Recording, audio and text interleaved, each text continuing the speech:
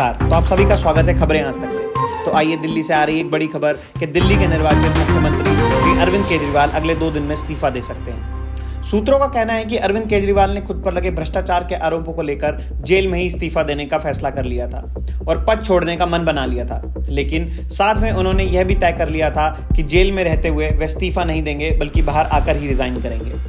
Supreme court से जमानत मिलने के बाद तिहाड़ जेल से रिहा केजरीवाल रविवार को पार्टी मुख्यालय पहुंचे और कार्यकर्ताओं को संबोधित किया। उन्होंने ऐलान किया कि वे 2 दिन के बाद सीएम पद से इस्तीफा दे देंगे। उनकी इस घोषणा ने सभी को चौंका दिया। हालांकि सूत्रों की माने तो केजरीवाल के इस्तीफे का यह ऐलान अचानक नहीं हुआ है, बल्कि उन्होंने जेल में ही पद छोड़ने का फैसला कर लिया था।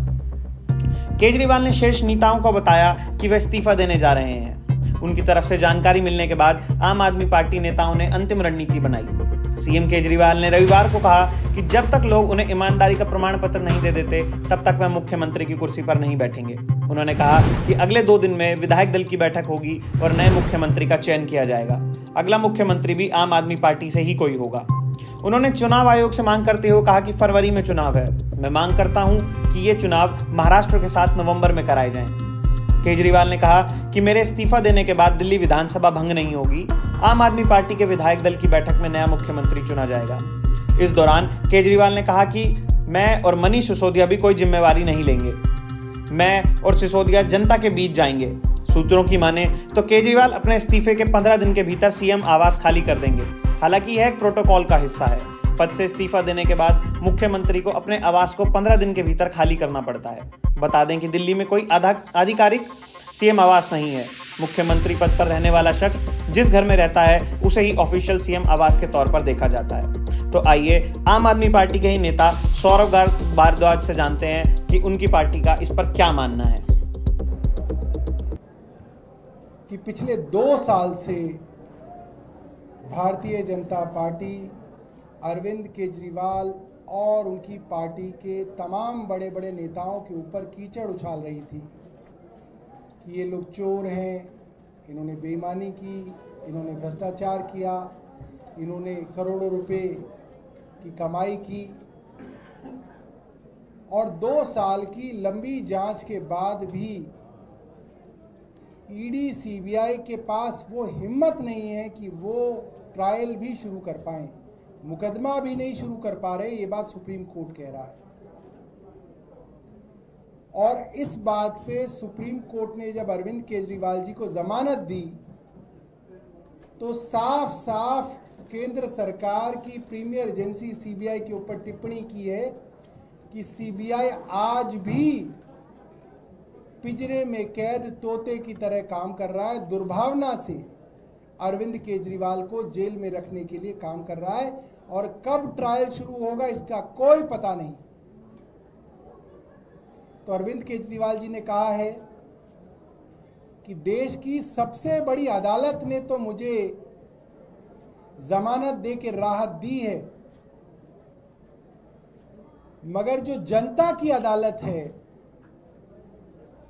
मैं जनता की अदालत में जाके अग्नि परीक्षा दूंगा और अग्नि परीक्षा को जब पार करूंगा तो उस कुर्सी पे बैठूंगा जो मुख्यमंत्री की कुर्सी है, वरना उस कुर्सी पे नहीं बैठूंगा। जितनी राजनीति मैंने देखी है उससे ज्यादा कई साथियों ने देखी होगी। पूरी दुनिया के इतिहास में इकलौता ऐसा मुख्यमंत्री है जो अपनी मुख्यमंत्री की कुर्सी पे इस्तीफा देके कह रहा है कि अगर मैं ईमानदार हूं तो मुझे वोट देना, वरना मुझे वोट मत देना। ये बहुत बड़ी बात है। जनता की अदालत में जाके कह रहे हैं कि मैं आपका मुख्यमंत्री अग्नि परीक्षा देने आया हूं। 2 साल से मेरे ऊपर कीचड़ उछाली जा रही है, आरोप लगाए जा रहे हैं, नैरेटिव चलाया जा रहा है और वो आदमी रिस्क ले रहा है इतनी बड़ी चीज का, अपने पूरे करियर का रिस्क ले रहा है वो आदमी और कह रहा है इतनी कीचड़ उछालने के बावजूद, इतनी विपरीत परिस्थितियों के बावजूद, जब पार्टी को उसके ऑफिस से निकाल दिया हो, पार्टी के तमाम नेताओं को गिरफ्तार किया गया हो, पार्टी के पास पैसा ना हो। ऐसे में अरविंद केजरीवाल कह रहे हैं, मैं जनता के बीच जाके कहूंगा कि अगर मैं ईमानदार हूं तो मुझे वापस मुख्यमंत्री की कुर्सी पे बिठाइएगा, वरना मत बिठाइएगा।